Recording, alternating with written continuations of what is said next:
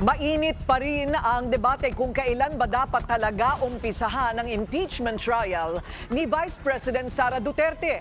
Kaya naman si Senate Minority Leader Coco Pimentel ay nananawagan ng caucus para matuldukan na daw ang issue. Narito ang agenda report ni Hannah T.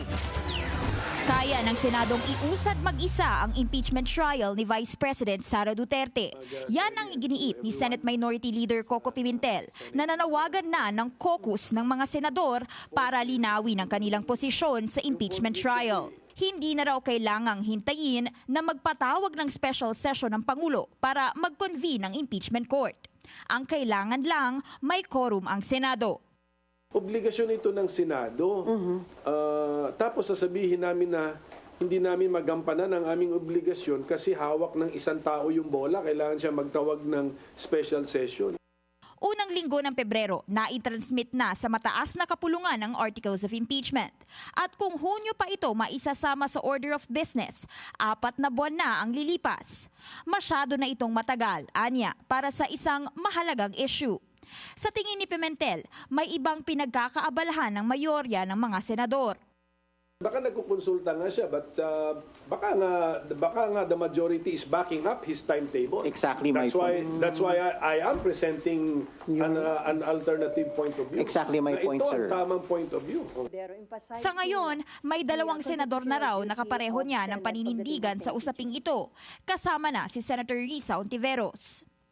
Dahan-dahan, nagiging 3 na kami. So pagdating na niya sa 10, sa 12, that should be sufficient pressure on the Senate President already. Hamon pa ni Pimentel, hindi dapat makaharang ang kampanya sa trabaho ng mga senador. Isang tabi ang kampanya. Under the Priority ang impeachment. Isn't that a very big ask of your colleagues? That's part of the job description. Kung siya raw ang tatanungin, kaya naman na raw nilang mag-convene kahit sa Marso. Prepared naman si SP na, pina-review na niya rules. So madali naman yung pagka the court is now in session, mag-oath kami, we reaffirm the existing rules para lang kung wala ng issue na kung valid siya o hindi. Kung may proposed amendments, kilusan na namin. Sa ngayon, balak na ng senador na magpaabot muli ng sulat kay SP Cheese para sa hiling nitong caucus.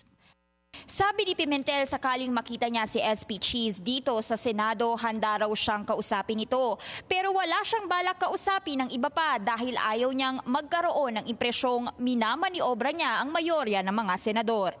Para sa agenda, Hannah T. Bilyonaryo News Channel.